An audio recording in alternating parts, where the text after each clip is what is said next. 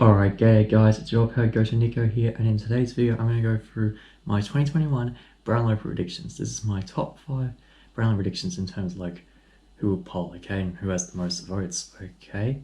So let's see, get into it, okay? This Brownlow is probably the widest Brownlow I've ever seen. There's no definitive like favourite like previous years, okay, like a Dustin Martin or Patrick Dangerfield, okay? It's so open, so it should be a very fun Brownlow medal, okay? And from the predictions, there's a lot of polling, okay? There's more polling than previous years, okay? So the average of like polling is up this year. So looking forward to the Brownlow, okay? Looking forward to Sunday night. It's on Sunday night, which is weird. It's not the normal Brownlow medal, so enough about that. Let's get and see who will finish top 5 in the Brownlow in 2021.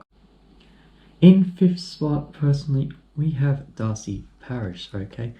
Darcy Parish, okay, on AFL.com.au is predicted to get 26 votes, okay, and finish 4th, okay. Darcy Parish had a relatively slow start to the year, okay.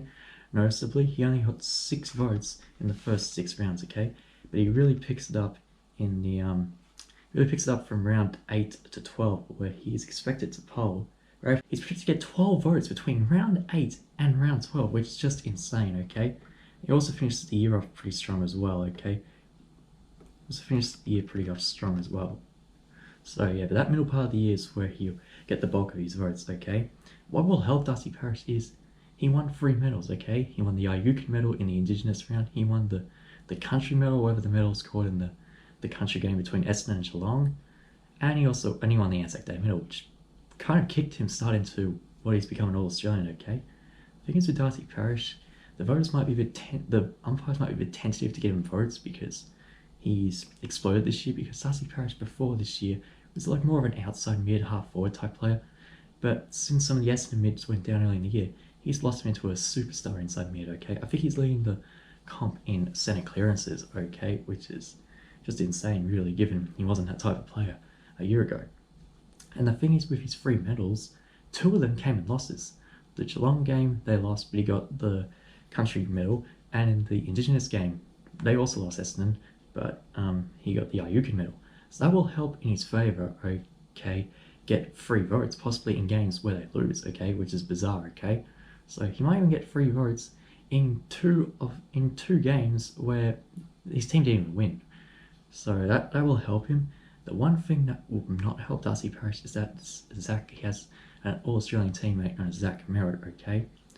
And Zach Merrett is predicted to get 23 votes. So yeah, so there could be a chance, particularly early in the year, Merrett takes votes off Parish, but which could hurt him, like finishing like in the top 3 of that Brownlow, or possibly getting more than 30 votes. So yeah, that's probably the only thing holding Darcy Parish back, okay? But I expect him to do really well tonight, so I think he'll finish 5th, okay? I think he'll finish 5th with around 26 votes, okay? In 4th prediction, I think Ollie Wines, okay, which is kind of surprising given he is the outright favourite. Well, not the outright favourite, but he is the favourite according to Sportsbet. Gamble responsibly, everyone.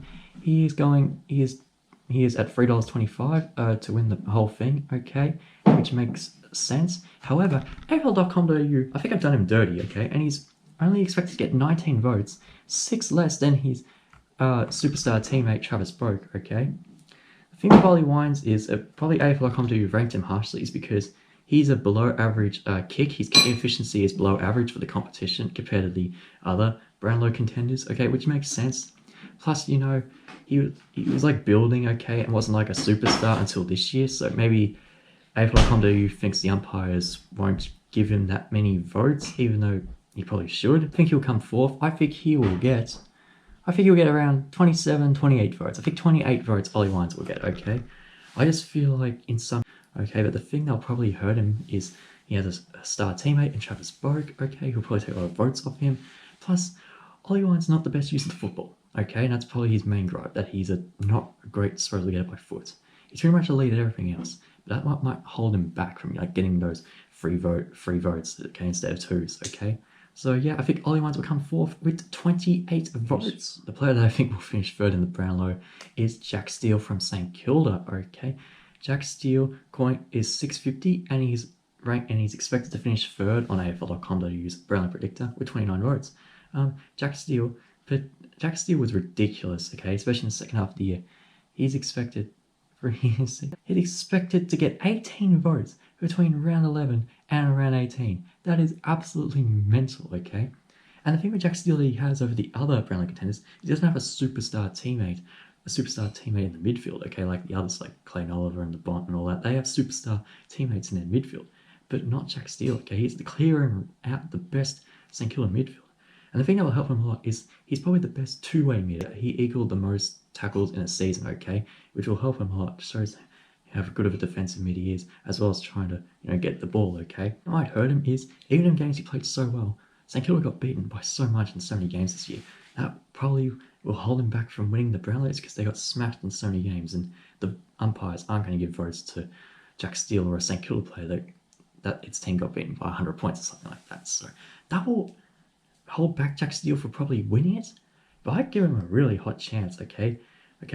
Look out for him in the middle rounds, okay? From round 11 to the end of the season, that's where he really pops off, okay? Expect him to get a lot of votes for about the middle of the season, okay?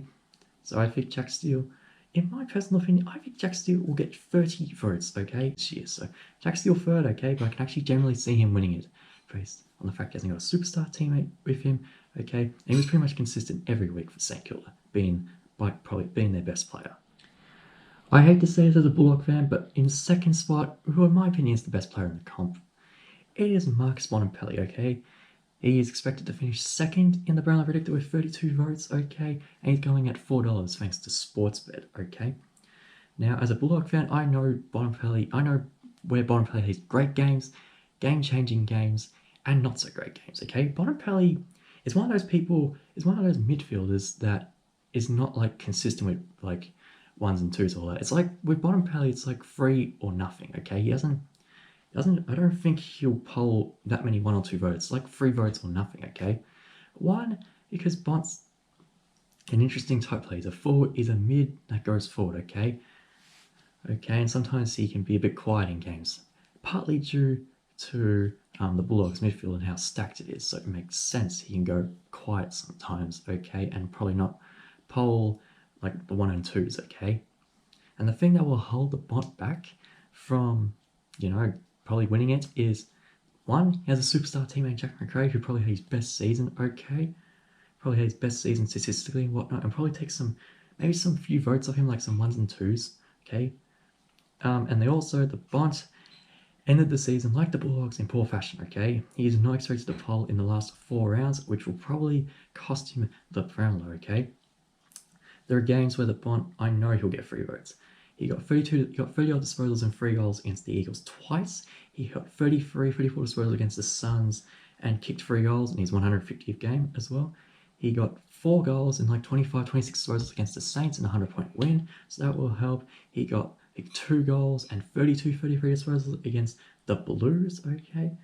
And he got a couple of goals and 20 odd disposals, and it was the match winner in the game against Melbourne back in round 19. So he's expected to get a lot of threes, okay?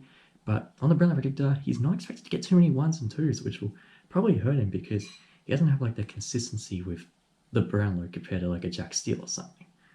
Okay, so I don't think the Bont will win it because the last 4 rounds really hurt his chance. He did not play well, okay? Along with the team. Okay, plus Macrae and other midfielders like Liberatore and possibly Bailey Smith will take votes off the Bonds, okay? Which is unfortunate, okay, because for most of the year he was the Brownlow favourite, but I personally think he won't win it, okay? And I think he will be 2 votes short of the man who'll be spoke about next, and it's pretty obvious, okay? I expect the Bont will get 32 votes, okay? I think he'll get 32 votes and come second. If you're a footy fan, you probably knew this was going to be number 1, and in my personal opinion, I think he'll win the Brownlow. It's Clayton Oliver, okay? He's expected to poll 34 votes on AFL.com.au, and the thing with Clayton Oliver that probably stands out compared to the rest of the Brownlow contenders, he's consistent right throughout the season, okay? He's consistent from start to finish, okay? He doesn't have a slow start like a Jack Steele, for example, or doesn't have a bad ending like the Bonds, okay? He is consistent right throughout round 1 to 23, okay? Between round 8 and 12, he's expected to get 12 votes, between round 8 and 12, which is ridiculous, okay? And is expected to poll well towards the end, okay? Which will help him. The thing that might hold back Clayton Oliver is that he's got another superstar teammate, Christian Petrarca, who'll probably take votes of him sometime, particularly since Petrarca is more of a versatile player, okay? And I think he's a better use of the footy. Plus, Max Gawn had some amazing games as well that will take that the umpires will have eyes on, so he might get free votes. That's the thing that might hold back Clayton Oliver, okay?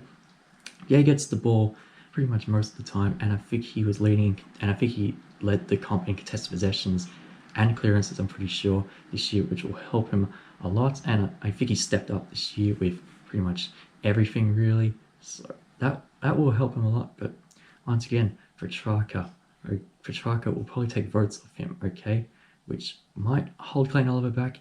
Christian Petrarca is also expected to poll. He's expected to finish 5th, according to AFL.com.au, and get 25 votes, okay? But the thing is with Clayton Oliver, and I think why he'll win it is because that consistency. I think Christian Petrarca maybe had better games than Clayton Oliver a lot of the time, but I think Oliver has that consistency with the voters. Okay, he's expected to vote pretty much every game, apart from a couple. So that pretty much answers the question of who will win the Brownlow. In my opinion, I think Clayton Oliver will win the Brownlow medal. Okay, which is annoying because I hope the Bont wins it, and the Bont was probably the favourite for the majority of the year. But I think the consistency of Clayton Oliver plus Bont's poor finish to the year will probably snag in the Brownlow, okay, maybe the last round or two, okay, which is unfortunate for my sake as a Bulldog fan, but he deserves Clayton Oliver, given the way he plays, okay? He's expected to get 34 votes, and I expect him to get 34 votes. Hope you enjoyed the video. Hope you enjoy your grand final week, which is next week, okay, as we're leading up to the big game between possibly the D's and the Dogs, which might have a Brownlow medalist in that, so, yeah.